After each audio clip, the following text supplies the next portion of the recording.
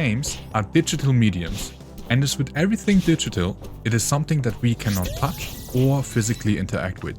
Because of this, games need to simulate a believable interaction between a player and the game itself. In this video, I want to showcase some examples of what can influence the feeling of a game, and maybe the next time you think something feels off, you can pinpoint what it could be. Game feel can be an abstract concept for a lot of different things, but I think it is safe to assume that game feel correlates with the player's believability of impact in the game world. To put simply, any interaction with the game should be well communicated, provide feedback, and change the state of the game.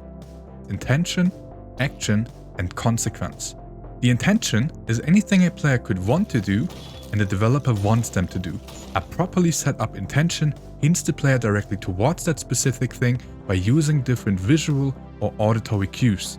Here's a great example of a well communicated intention by the game The Binding of Isaac Rebirth. Anyone knowing the game already knows that the next course of action is to pick up the item in this room. But how does someone that has never before even seen this game know that this is the right thing to do? This item provides several visual cues that differentiate it from the other assets in this room. It is placed on top of a pedestal in the middle of the room, floats up and down, gets squished and squashed, and besides of Isaac, is the only thing in this room that has a 2-pixel outline. This hints towards a possible action with this item. An action can be shooting an enemy, clicking a button, destroying a pot, or in this case, picking up an item. The developer needs to make sure that any action is immediately followed by a reaction. In Isaac, as soon as you pick up the item, text is shown, we get an animation, and we have a sound effect play. The final step towards making an interaction believable are consequences. Consequences of an action are permanent or temporary changes that affect the experience of a player. It can be as trivial as having a different position after moving, having an arrow stuck to a wall after shooting it, having your abilities change after learning a new skill, or, as with Isaac, having a different visual for our character and changing the gameplay based on the item's effect. Let's take a look at the indie sandbox title Planet Centauri for a second. Our interaction is destroying a block. The feedback to our intention is rather weak, only indicated by holding a pickaxe in our hand. No highlighting of the block about to be destroyed, nor any change in our game cursor.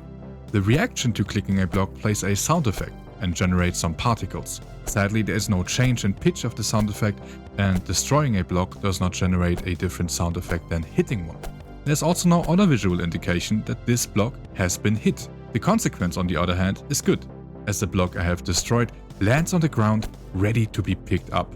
In a little demonstration that I uploaded for free use, you can see some kind of methods used to better sell the feeling of intent, action, and consequence.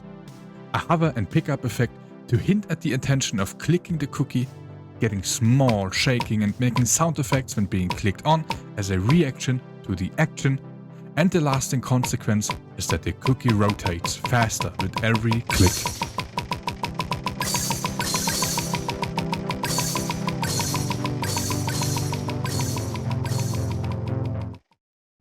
Welcome to the outro. Just wanted to say that all the resources shown in the video can be found down in the description, as well as some great talks by other peeps that I used as reference that have great points on this topic. If you have some things that you want to say, then please feel free to join our Discord. That's all for now, and I see you in the next video.